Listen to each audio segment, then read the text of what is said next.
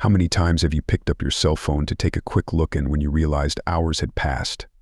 Each notification, each new message.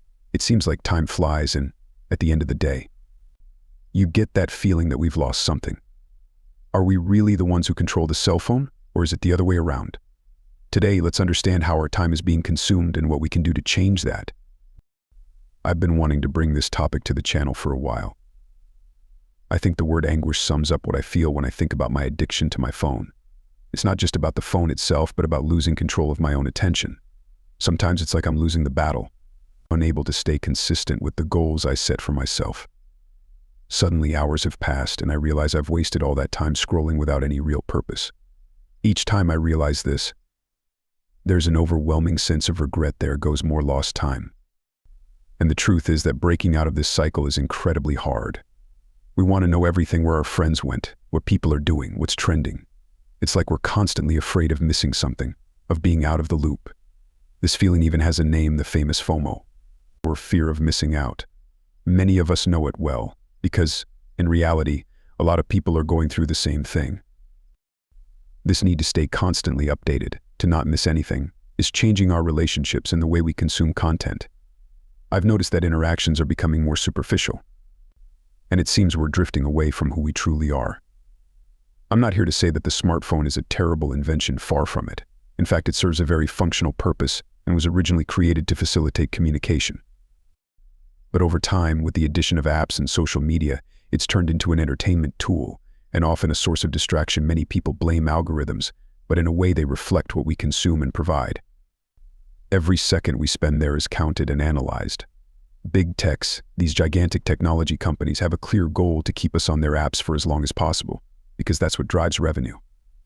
The more time we spend there, the more ads we see, and the more exposed we are to new ideas of what to buy and consume. So, it's not just about entertainment, it's about turning our attention into a product. Every platform, from a simple messaging app to full-fledged social networks, now includes elements to hook us, retain us, and keep us there longer. When you think about it, it's almost funny. Companies used to be focused on solving real problems for people, and now the focus is often more on attracting investment and engagement rather than making our lives easier.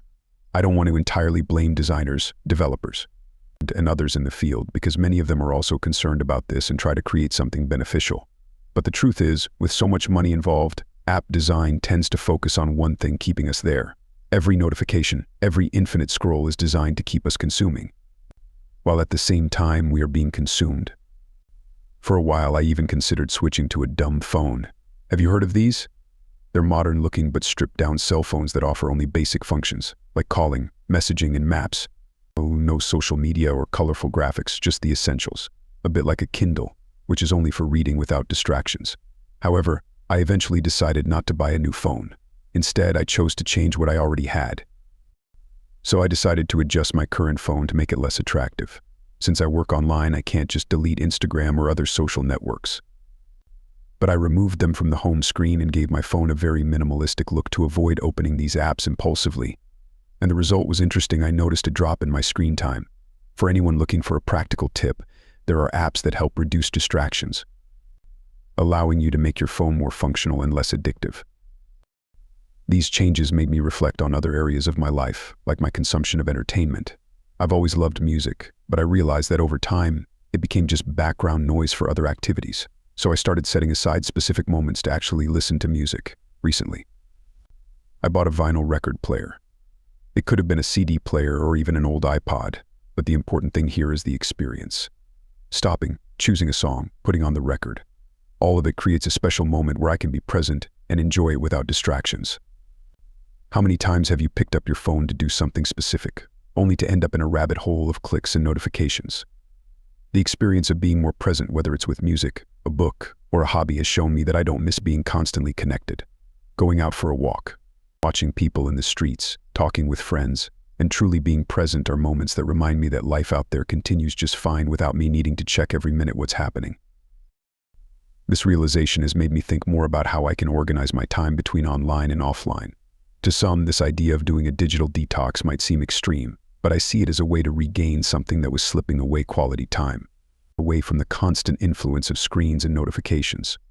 The most important part here isn't being more productive or optimizing work time, but preventing the phone from distancing us from ourselves, from our true preferences, and from our real connections. I know that living 100% offline or analog isn't realistic these days, and that's not what I'm suggesting either. Of course, I'll still use my phone, keep social networks, and use banking apps, but the question is, do I really need all the apps I have installed? Do I need to check social media at every break during the day?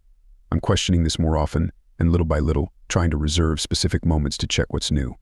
This way I can enjoy more of my time offline, dedicating myself to what really matters. In the end, my search is for balance.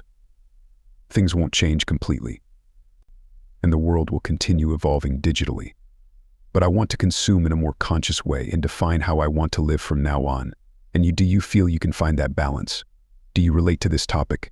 Tell me in the comments what you've been doing to enjoy more offline life. And of course, if you enjoyed this video, leave your like and subscribe for more conversations like this. Thank you so much for being here, and see you next time.